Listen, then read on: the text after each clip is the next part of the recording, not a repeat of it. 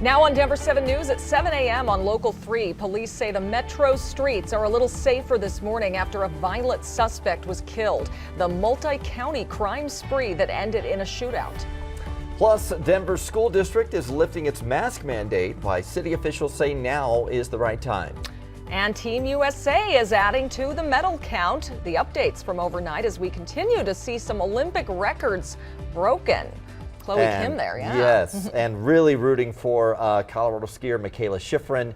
She's had trouble the first couple of events, but she's back on the slopes in the Super G tonight. Happy Thursday to you. I'm Brian Sanders. And I'm Nicole Brady. Meteorologist Lisa Hidalgo is here with a nice looking start to the day, Lisa. It's really pretty. We're in for some changes though tomorrow, so soak it up today. Yesterday we hit a high of 54. Today is going to be a few degrees warmer. Low 30s this morning at the bus stop. Your kids will want a jacket early on, but a warm afternoon. Great day actually to bike to school. A little chilly this morning, but as they're heading home this afternoon, nice and mild. 55 to near 60 degrees today. 20s and 30s in the mountains. It's a nice afternoon, but we're tracking a cold front and a change. You're going to find sunshine today, but fast forward to tomorrow afternoon. Early on, we'll start to see some snow developing. That'll continue through the evening commute, it looks like tomorrow night, and it's going to get quite a bit colder by about 4 or 5 o'clock tomorrow. We'll take a closer look at the timing of this next storm and how much snow we're going to actually see from it coming up. We have a car fire down at the south side of town right now. I want to go to that camera, and this is the eastbound side of C-470 right before University. And the folks at the operations center over in Golden, they're the ones that are moving the camera around. And you can see it looks like a Jeep. It's a little blurry right now. Pickup truck? Yeah, it looks like a pickup truck. But you can obviously see the flames. I wish they were zooming out a little bit, and we could see that the flames coming from this thing. Anyway, it's going to be down on C-470. There we go. It's on C-470. Obviously, you can see the front of it is completely engulfed right now. Let's just take a look at the map, exactly what we're talking about. Right down here, C-470 at University. So the fire department is on the way, and we're going to have some lanes blocked, and that will slow you down. Dad Clark, get you around it. Highlands Ranch Parkway, getting on over to Quebec and get you around it. The rest of the drive is pretty heavy, and some of the usual spots have that stalled out or that broken down garbage truck that's still being cleaned up. Still about 20 minutes out there to the west side of town. And the rest of the drive, pretty typical stuff across town. Well, a violent crime spree that stretched nearly a week across 2 metro cities is finally over. The suspect died after a police shooting last night. Colette Bordelon joins us live from where this all ended in Centennial near South Parker Road and Broncos Parkway. Yeah, Aurora police say the man that was shot and killed is Jose de Jesus Montoya Villa. They assume he was trying to escape. He was wanted for first-degree murder. They believe he's the shooter who killed a woman inside of an Aurora church last week. This all started yesterday just before 4 in the afternoon in Aurora when police say Montoya Villa started shooting in a parking lot, hitting a 26-year-old man. That man is hospitalized now but expected to survive. Police say Montoya Villa then stole a car, crashed it, robbed a liquor store. We don't know if anything was actually taken yet, before he stole another car while pointing a gun at the person who was driving it. Montoya Villa was spotted in that stolen car in Centennial by police who pulled him over. There were more shots fired and the suspect died at the hospital. Officers say they're thankful they found Montoya Villa, but it's unfortunate it ended this way. I don't think investigators knew on Friday and through the coming days that this is how it was going to end. Investigators have been hard at work since Friday night, around the clock, not only trying to locate him, but kind of piece together what led up to the shooting. The Aurora police chief says she's relieved none of her officers were hurt during the chase. She also says they stopped a dangerous criminal from further victimizing the community. Now, the officers who opened fire are on leave. That's typical in these kinds of cases. They were wearing body-worn cameras at the time. That footage will be used in the investigation going forward. Live in Centennial this morning, Colette Bordelon, Denver 7. Thank you, Colette. Another man is off the streets today. He was wanted for killing 2 people in southeast Douglas County and is in custody this morning. The sheriff's office says Casey Duvall was arrested in Salina, Kansas last night. Sources tell Denver 7 Duvall shot and killed his sister and another person inside a home along Russellville Road near Franktown Tuesday. Investigators did not say what the motive was. Friends and family will say their final goodbyes to the 5-year-old boy killed in an Aurora apartment fire intentionally set by a neighbor. Funeral services for Abner Salmarón Bautista Jr. will be held today.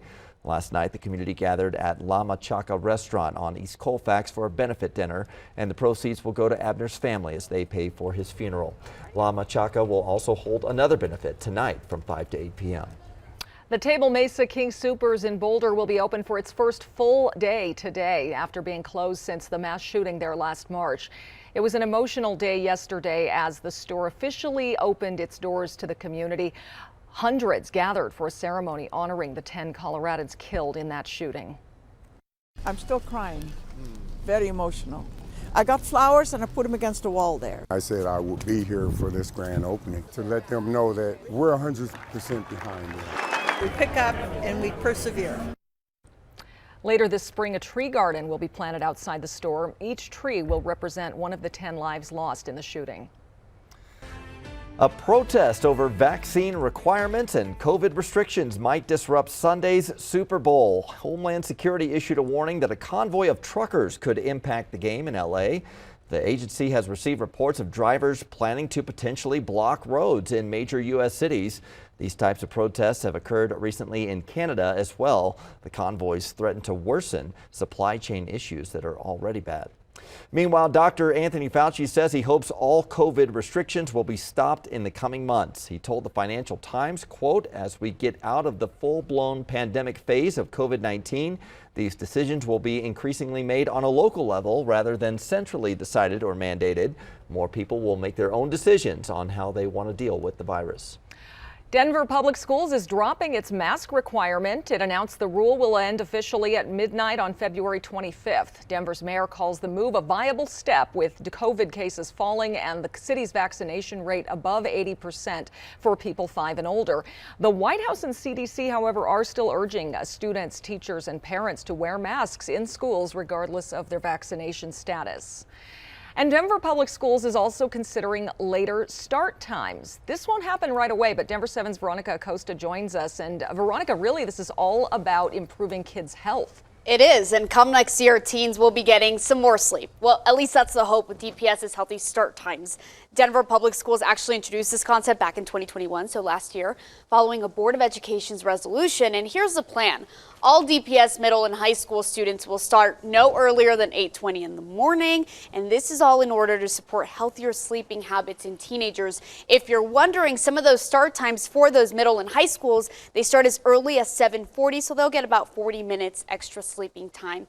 And that's all to support that academic performance and the overall physical and mental health of teens. Sleep is critical for our students' mental and physical health. And we know that our adolescent students are not getting enough sleep. We have the power with our start times to help students catch up on that sleep deficit. And I bet the big question for a lot of you this morning is, when can I set my teen's alarm clock? Just a little bit later. You're going to have to wait a little bit longer for that, though. The district's plan is to enact this change in the fall of 2023. In studio, I'm Veronica Acosta, Denver 7. Thank you, Veronica. Well, nearly 8 years after it closed, Denver's MONTBELLO High School will reopen this coming fall. Although improvements are still in the works, the community is invited to the school tonight to see the designs for a remodel and learn more about the classes, athletics, and more that will be offered there. The thing that excites me the most is MONTBELLO has a storied tradition. It is such an amazing place with such rich history, ties, and connections to the community. That I'm really excited for the legacy of MONTBELLO to be reborn in a new, exciting fashion. What we keep hearing is this desire to really have MONTBELLO High School back as a central hub to the community. So tonight's open house is at MONTBELLO High School from 6 to 8 p.m. Today, Colorado lawmakers will talk about adjusting who investigates wildfires. Right now, it's just local fire departments and governments, but a proposed bill would require the state to investigate fire causes. A Senate Committee for Agriculture and Natural Resources will debate the bill today. This afternoon, Boulder County will award the contract to clean up debris from the Marshall fire. Investigators haven't made their conclusion on it yet, but they are looking into an abandoned coal mine fire as a possible cause. It comes as the federal government is giving Colorado nearly $10 million for abandoned coal mine fires. The Department of the Interior says that money is part of the government's plan to clean up these sites over the next 15 years. Well, you have another option to order animal style today, where Colorado's 5th In-N-Out is opening. And support is growing for Colorado's Michaela Schifrin as she returns to the slopes today. The boost she's getting from her fellow Olympians.